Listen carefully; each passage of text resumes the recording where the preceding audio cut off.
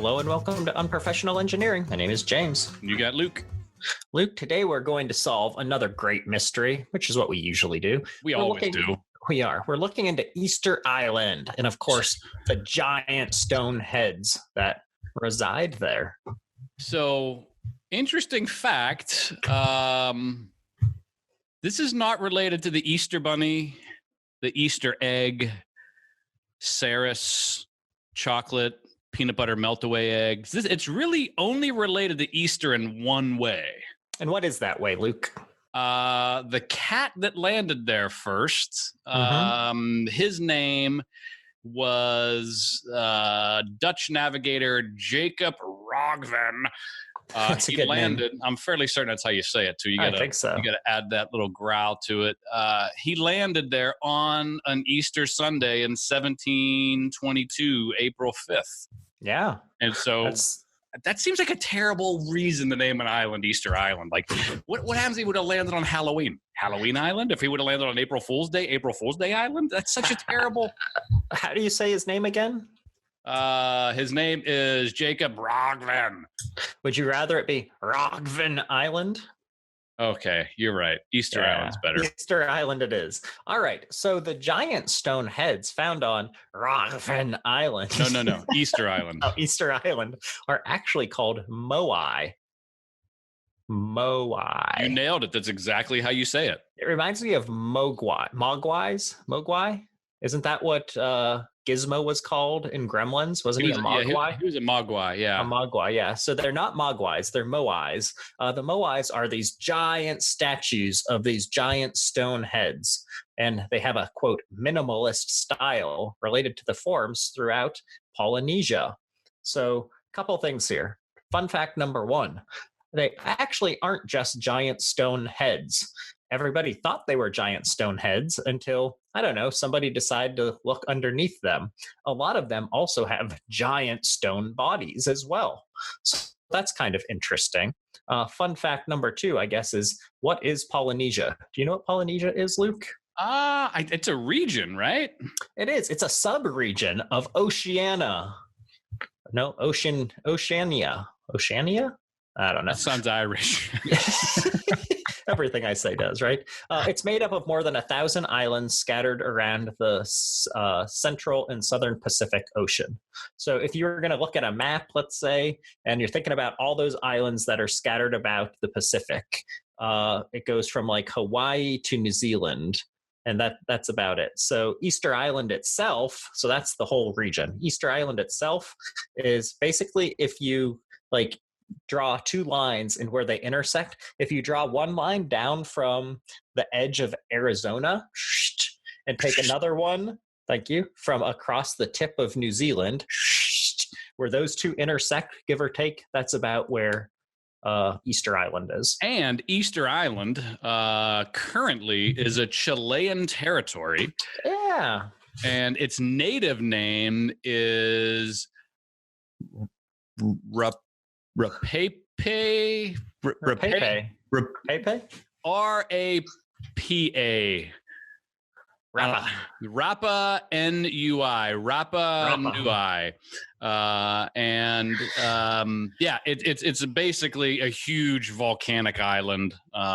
There's, over 1,000 of those moai on the island. Do you remember Parappa the Rappa? It was a video game. I don't. Okay. Continue. Sorry about that. And it was created by the inhabitants back in the, they think somewhere between the 13th through the 16th century. Yeah. And what they think happened, and this is actually crazy. So when you think about people weren't there at some point in time. It was just, a volcanic island, right? They think that the Polynesians that were there first, they rode canoes. Like, think of what a canoe would have been like back in, the 13th century. A canoe. Think about what a canoe is now. I know. Exactly. So a canoe or a catamaran. And this isn't the kind of catamaran that you're on your, vacation with and there's 35 people on it. These are like little teeny tiny catamarans from the Gambier Islands, which are 1,600 miles away. That's the closest. or maybe the Marquesia Islands that are over 2,000. Those are the two closest inhabited islands to Easter Island. So they had to canoe at a minimum 1,600 miles in the ocean. This isn't like Lake Erie. This is, could you imagine? So I'm not the physical specimen that you are, and I never claimed to be. Fact. But I find it hard to believe someone can canoe 1,600 miles in the ocean. And I mean, you're not staying in a straight line. So how do you, and you're more than one people doing it, right? There's multiple people that have to be involved in this. That's crazy. I guarantee you, it was probably hundreds and hundreds of canoes, and probably a whole bunch of them didn't make it. Yeah. And just and how do you even know there's an island there? You're just guessing that it's there. And what if you get there and it wasn't there? You're like, okay, turn around. How do you even know if you turned around at that point? I'm guessing they were using some kind of star navigation, or they had to have some sort of navigation. Yeah, that was a very stupid question. You're right. Okay. So that's really interesting. I didn't know that about the canoes getting over there. Yeah, isn't that bananas? Yeah. So the statues, they're pretty big, I was saying, right? The average height of the moai is about 4 meters. So that's actually 13-ish feet, give or take, with the average width of the base around 5.2 feet. And they usually weighed on average about 12.5 tonnes, so about 13.8 tons as we know them now. So they're pretty big and heavy. So there's a lot of mystery around not only how were these things made, because like you said, there's like 1,000 of them around the island. Yeah, there's a lot of them. But also, how did these suckers get moved? Because apparently, though I've never been to Easter Island, and I probably never will be because I don't like its name. That was a joke. Yeah. Apparently, these heads are just scattered all around the outskirts of the island. Like they got moved from where they were started, all placed around here, and then placed in sacred areas on the island as well. So let's get into how they were made. Is that okay with you? I got some other island stuff, but we can come back to it for sure. Oh, no, I'm happy to do other island stuff. Let's hear it. We'll save the moai stuff to the end. Sure. Okay, perfect. So the island is 63.17 miles square. So it's not really not very big island. The population as of 2017 was the most recent data I could get. So it's probably a little bit bigger, a little bit smaller. Is somewhere in the neighborhood of 8,000 people. And they speak primarily Spanish because of the Spanish influence with all the conquerors and conquistadors running around, or they speak the Rape Nui. Again, I'm sorry for butchering this for anybody that's from there. I apologize. A lot of listeners there on Easter Island. So apparently this island got super populated, right around, but between that, 13th and 16th century, it got super populated. And apparently there was all kinds of, tribal wars that really started to thin out the population. So the population was up and down on this island. Then in the 17th century, that's whenever we started to show up. The non-natives started to show up, and basically it just went downhill from there. That tends to be how it goes. Yeah. So whenever Jacob Rogovan visited, it wasn't like, oh, hey, what are you doing? Can I park my boat here for a little bit? It was like, hey, and killing and shooting a bunch of natives. Yeah. Yeah. So it wasn't a great visit. The good thing was, though, that was 1722. No one came back until 1770. That was the next time there was a foreign visitor. So November 15th, 1770. This is where the Spanish influence comes in. 2 Spanish ships, the San Lorenzo and the Santa Rosalia, captained by Don Felipe Gonzalo de Olajeda, visited. It was you nailed that. I nailed them. Thank you very much. This was a much more peaceful visit. Wasn't as bloodthirsty, but the problem is they brought the pox, and they Oh. brought like all these diseases that either Europeans had some sort of immunity to, or some sort of vaccine to, or like knew how to deal with it, from a medical standpoint. They brought all this stuff to this poor little island, and these natives had no idea how to deal with smallpox or even like the flu. In this case, though, it wasn't necessarily an intentional bringing of the pox, like in some other situations. Purely just accidental handshaking, Okay. That sort of thing. And I know we got to take a break for a word from our sponsor, but it essentially went downhill from there. And I have a little bit more kind of that downhill spiral after we hear from our sponsor. Yeah, all right. So our sponsor this week is none other than I was gonna assume the World Heritage Organization. I was thinking like Ceres Candy or someone who makes Easter Reese's eggs. So first of all, if anybody says there's candy better than Ceres Candy, I'm gonna fight them. Ceres Candy here in Pittsburgh. Check them out. You can order their stuff online. The best chocolate in the world. They're still producing too. They are. You can get curbside ice cream. That is amazing. So before we get into our sponsors, which we don't have any, we do have some shout outs though. Could we put this to rest? When it comes to Reese's peanut butter cups, the Reese's egg is the superior form, right? Oh my goodness gracious. I think it's the volume of peanut butter. Would you agree? I think the volume of peanut butter and maybe the chocolate thickness is a little bit different. Okay. But I think it's better than the Christmas trees and the regular cups, the minis, anything. They're the way to go. I agree. Okay, so for our shout outs, we have a couple today. Armin Y recommended the environmental engineering episode to us. Nice. Would like one for biological engineering as well, which I'm sure we can do at some point. Also wanted us to give a shout out to his friends at that time, which it might be sometime, so I'll do it now. His friends Ali and Armin. Sorry, I botched your name, I'm sure, but I did my best. You know who you are. You know who you are because you know Armin Y. And then Manuel A wants an episode on Baja SAE, which is apparently rather different than Formula SAE, which we did an episode on. Okay. If you haven't checked out our Formula SAE episode, go do so because it's amazing. Like everything we do. Also, we're getting you some stickers in the mail. So thanks for that. If any of you want some amazing unprofessional engineering stickers, why don't you email us at unprofessionalengineering@gmail.com.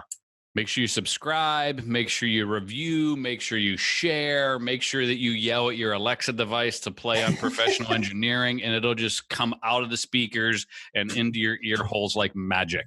Like magic. And we appreciate that support, Alexa. You are number one in my heart. Oh, yeah. All right. Moving back to the island. Did you have any more cool island facts you wanted to talk about? I do. And it's not really cool. It's kind of sad, unfortunately. So that's early, like 1700s. The cat that the Cook Islands are named after, James Cook visited in 1774. Again. See, hold on. If I was going to found an island, it would definitely be Herzing Island. It would not be Easter Island. Just like Cook, I would name it after myself. Exactly. Okay. So he visited there for a little bit in 1774. Then the 19th century hits, and if it couldn't get any worse, the 19th century was basically death, slavery, unfortunately, and disease. So basically, slavers visited the island and basically took all the men, left all the women, and they also brought disease and famine and all these sorts of things. So it was super, super terrible. This was interesting. So I'm going to jump way, way ahead. So we're going to move all the way up until 1960. So until the year 1960, surviving natives, they were confined to one little town called Hangaroa. Yeah. It was a really small major city on the island. The rest of the entire island was rented to Williamson Balfour Company as a sheep farm. It's so the here's whole island is a sheep the farm. whole island was a sheep farm, and it was just like it was so crazy that these native people were just pushed around and bullied so much from whoever kind of was kind of controlling the island at the time. But yeah, the entire island was rented to a sheep farm, and they had this little teeny tiny part of the island. And then the last thing about the island, we can start talking about the Moai the rest of the time. In 1995, Easter Island became a UNESCO World Heritage Site. And tell me what that is. So basically, a World Heritage Site it's totally protected, so you can't do anything to that site. You can't build on it. It's all about maintaining those sites. So these are really like special places in different countries. There's World Heritage sites all over the world. That's why they're called World Heritage sites? Exactly. Okay, thank you. So it took all the way until 1995, which is so crazy because I just got out of high school and this was just happening that this became a World Heritage Site. So good for Easter Island. I think now, unfortunately, my last bit on the island, it's turning into a bit of a tourist trap. Sure. So much so, I saw this little short documentary. It wasn't even related. I was before we even doing research for this, where the native people can't even go and interact with the Moai themselves. Like these are Moai that their great grandparents made, and because of just the way they protect these sites, they can't go up and like touch them or interact with them. Like they got to follow all the rules that all the people like you and I visiting. The Moai are for everyone, Luke. Yeah. The Moai are for everyone. So we can go all Moai all the time now. Thank goodness. All right. So how were they made? The statues were carved by the Polynesian colonizers of the islands, those folks that swam over on their canoes or canoed over on their canoes and their pontoon boats or whatever else you were saying they were riding on. Mostly carved these things up around 1250 AD to 1500 AD is the suspected time frame. So as we go through this, keep in mind that the people of Easter Island only had stone tools to carve these giant, big old stone head statues and stone body statues. So it wasn't like chainsaw carving like you see on TV. No, I don't suspect, unless they had like stone chainsaws. No? Okay. Each one of these statues, they think, took around 1 to 2 years to finish carving, depending on how giant it was. All of the statues actually started out in a quarry, and the main quarry of the island, I think it was kind of centrally located on top of like a hill, was named Ranuranaku. There we go. Just go with it. Commit to it. Ranuranaku. Nailed it that time. Okay. It's really cool because if you were to go to this quarry today, you actually can still like walk up there and see some of these statues that are carved there that were either unmoved because of whatever reason, or they're actually still unfinished and carved into the rock there. So the statues weren't like if I would think of it, and kind of like if you see things on TV about, I'm thinking maybe like Egypt, where they have this giant stone that they then carve a statue out of. That's not really what they did. They actually went to this quarry and they actually carved these things into the stone wall. So they would kind of make a little hole around the giant stone of the size that they wanted it to be, and they would start carving one of the sides of these statues with their stone tools. And as they would do that, they would kind of like keep chopping away at the top so that they could get then to the other side of it, and they would then carve the second side of the statue. And so they would get all of the carving of this thing done, and it would still be connected to the ground on the bottom with like a stone platform. And then they would start chipping away at that stone platform until it was gone, and they could like lift this thing up and then like carve the rest of it or drag it out from underneath the stone. But you could see from the ones that still remain there that they didn't carve away any extra stone. So it wasn't like the people could stand by these things nicely. You would have to be hunched over, and you just have enough room for your arm to swing and hammer away at these things to chip away at the stone. So that's the way that they were all carved. And so after they finished the top of it and the sides of it, where all the details are, again, they would undercut the thing and just leave little wooden support or little stone supports, we think, because we don't know this for sure. And then they think they would slide like logs under them and chip away at the rest of those little stone supports. And that would then let the statue drop onto these logs and allow you to wheel these like 13, 14 ton things out until you could then work on trying to transport all of them. So before we get into how you transport a giant stone head, let's take a break for this week's Luke's Rant. So this rant is all about the name Easter Island. I kind of gave it away a little bit. You did.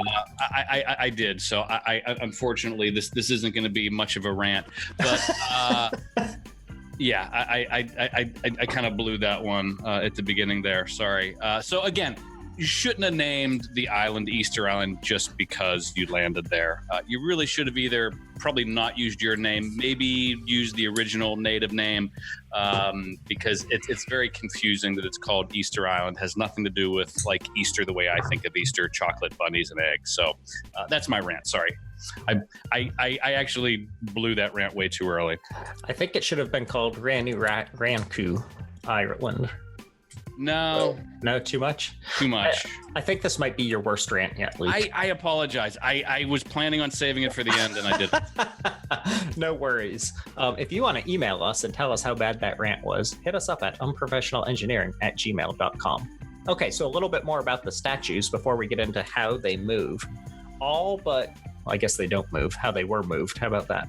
All but 53 of the statues, and again, there's more than 900 of them on the island, that we know about, were carved from tuff, a compressed volcanic ash. So like an ashy volcanic stone.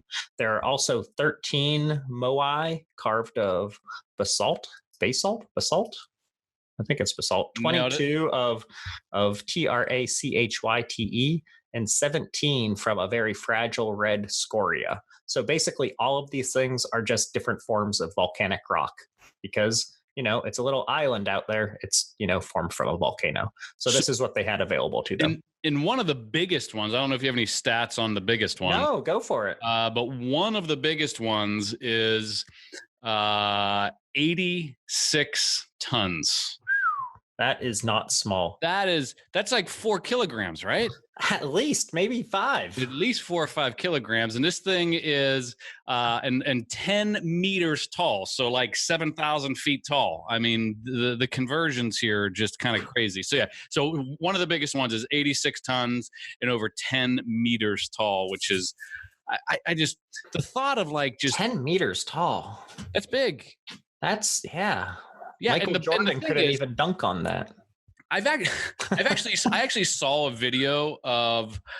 I know that's surprising to all of you. It's very unusual. I saw this video of a guy like in like Iowa moving like a replica one. It was similar height, similar weight, and he kind of showed how you move it. We'll talk about that in a minute, but. I mean, these people had to be able to make not only like do the carving. So that's one thing. And you probably had hundreds of people working on it, right? Oh, yeah.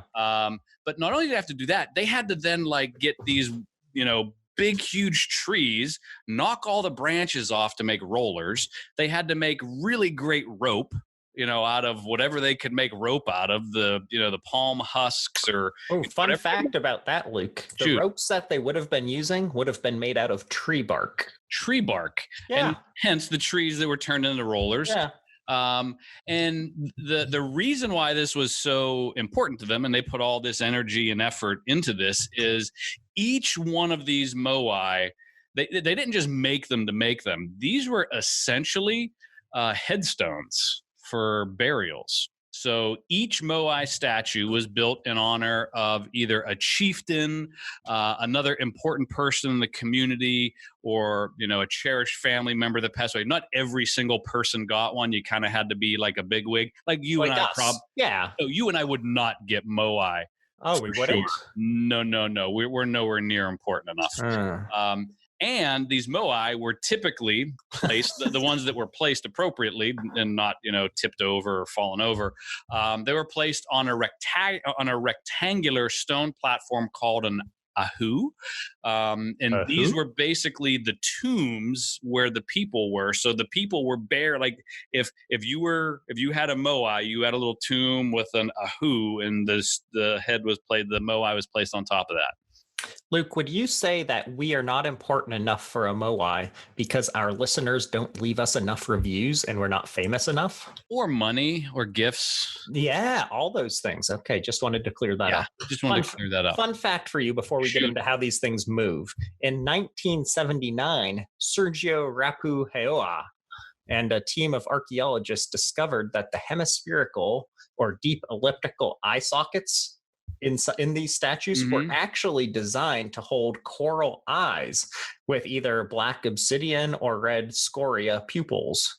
Oh, so it was just, yeah. So guaranteed the Europeans stole those. That was mean. The discovery was made by collecting and reassembling a bunch of broken fragments of the white coral that was found at various sites, and then others were stolen probably. Okay, so how were they moved? You want to talk about that a little bit? Yeah, so I'm going to recap the video, and then we can go in a little bit of detail on it. So essentially, you've heard the adage, give me a lever long enough and I can move the world. I forget. Check out our episode on Archimedes if you don't know that one. Archimedes, I think is how you say it. My bad. But basically, they used, a lot of levers, a lot of rollers. And essentially, this was like manpower. You basically would get as many people as you could. I would say it's person power. Person power. Yep, person power. You would basically get person power, and you would basically get this thing onto a set of rollers. And at some point, the rollers didn't work, like uphill or downhill, and you couldn't do the rollers. And one of the interesting things is, in this video, so they were using the rollers for a part of it and using some levers and different things. But the coolest thing that I saw, there was like 25 people, and they were doing this thing called walking the statue. Yeah. And walking the statue is, I've done this with like refrigerators and stuff like that before, where you basically tip it from one side to the other. And while you're tipping, and you're kind of so if you're tipping to the right, and you're up on your right side edge, you push forward a little bit, doesn't take a lot of pressure, and then you let it fall and roll onto the left side and then push the right side forward. And basically, you're just tilting this thing back and forth, and each time it's up on its edge, because you have, basically you have a pivot point, you now have a fulcrum, you can pivot on that point, and all that weight is balanced on that edge, so it's easy to manipulate with a lot of people and ropes made out of trees, and you pull it forward a little bit. This guy in this video moved a 45-ton mock moai. He moved it, I think, like 25 yards in 17 minutes with 25 people. Really? Yeah, it was crazy how fast he moved it. So in 1986, Pavel, famous guy that was on the island, took a couple of his buddies and they started experimenting with a 5-ton and a 9-ton moai. And so they did just like what you're talking about. They tied ropes to its head to kind of help get it moving. And then they had some others around the base. And the 8 workers took this smaller statue, and 16 took the larger one, and they did this walking process just like you described. So imagine, like you said, like a refrigerator, except really, really, really heavy instead of just kind of heavy. And they walked this thing around. And so basically, they figured out that they could move one of the 20-ton statues roughly 320 feet per day, because of just the size. Like after a while, they're so big that you can't necessarily get more people around them helping. So they move very slowly as you do this walking. Other scholars have concluded that this was probably not the way that the moai were moved due to the reported damage of the base of these things from the shuffling motion. So if you look at the base of the ones that exist, they don't think that those markings match up with this rocking motion. Could you imagine, like, your family, you're like carving this moai for grandpa, for like 2 years, and they're like, okay, we got to move it, and like you turn it one time and the whole thing shatters. Yeah. Well, they said so that's one of the mysteries is why are some of them just abandoned there? And they thought that some of those, it's like once you had it up and you were walking it, if it fell over, one, it would break potentially. And if it didn't, they thought that they might just not have the technology and the people power to get it upright again to continue walking. So they were like, well, that's where this one's going to stay forever then, because they just couldn't lift it up again. So basically, it's aliens then, right? It's basically it's aliens. Yes, There's a like, whole theory that aliens did this. much like Stonehenge, it's aliens. So I figured I'm surprised it took you this long to get to it. Another option was just dragging them. So they would tie ropes to it in the quarry and kind of roll it as they could, and then just drag that sucker out of there and pull and pull and pull. And again, some Norwegian dude, Tor Heyerdahl, actually tried to figure this out and tested it back in the 60s, where 180 people were able to slowly drag one of these 10-ton heads. And again, they actually used the same kind of ropes that they would have gotten from the tree bark. Okay. But one of the problems is like it has really rough terrain on that island. It's very rocky. And so you can pull them in like a nice straight line. But then what happens once you hit like a big rock that's in your way? Like that's again one of those reasons that people thought, well, maybe that's why some of these stopped. They pulled them in the direction they wanted to go and then just abandoned them if they got to an obstacle that was too difficult to get past. Like, I'm good. And I don't blame them, right? And then they thought that once the statues got where they were going, they would then build a stone ramp to kind of like prop it up, and then they would use levers to get them upright the way that we see them today or that we normally picture them. So those are a couple of the options. So also around the 1980s timeframe, archaeologist Charles Love experimented with a 10-ton replica. And he first experimented by walking the statue, and he decided that it was too unstable to do over hundreds of yards because he just thought they would all fall over. Now, if you have more people, maybe you're able to, kind of put them in place. But he found that placing the statue upright on two sled runners along log rollers, 25 men were able to move the statue 150 feet in just 2 minutes. So this would be a super fast way to go about doing it. And in 2003, more research indicated that this method would explain some of the kind of let's say like post holes that exist there. So apparently throughout the island, there's a bunch of these round holes that they think posts went in, and they think that these were used to guide the sleds around and get the giant stone heads where they needed to go. So that's kind of interesting as well. And there are a few other theories about how they actually got where they were going, but unfortunately, nobody really knows what happens. But if you ask the local people, there's now 2,000 or so indigenous people that remain on Easter Island. The descendants of the original Polynesian settlers say that the answer is simple. They say, we know the truth. The statues walked themselves. So that's what the Polynesians believe happened there. AKA aliens. Aliens is what I think. Not so fun fact, though, Luke, before we wrap this thing up. 11 or more moai have been removed from the island and transported to locations around the world, including 6 of the 13 moai that were carved out of basalt. So that's too bad that we kind of stole them from their homeland. Yeah, well, I mean, I think that there's a history of like invasion and, European takeover and conquistadors. We just kind of tend to go places, unfortunately, and kick out the natives and take what we want, unfortunately. So this is just another example. A couple fun facts to wrap things up. All the moai statues are oriented to look inland, away from the sea, which must have had some sort of great significance to them, except for one that faces the ocean, and it's placed at like the most sacred place of the native people on the island. Two more, one not so fun, two not so fun. In 2008, a Finnish tourist chipped a piece of an ear off of one of the moai statues. The tourist was fined $17,000 in damages and was banned from the island for 3 years. What a jerk. Yeah, absolutely. And then in 2020, I guess this year, maybe I typed that wrong, but it says in 2020, an unoccupied truck rolled into a moai, destroying the statue and causing, quote, incalculable damage. So way to go on not hitting the hill break on that one, people. Yeah. Yeah. Okay. So hopefully you all enjoyed this episode. I thought it was a lot of fun. If you have any questions about the Moai or the Mogwais, anything of that sort, or you just want to give us some suggestions for future episodes or say hi, email us at unprofessionalengineering@gmail.com. Until next time. See it.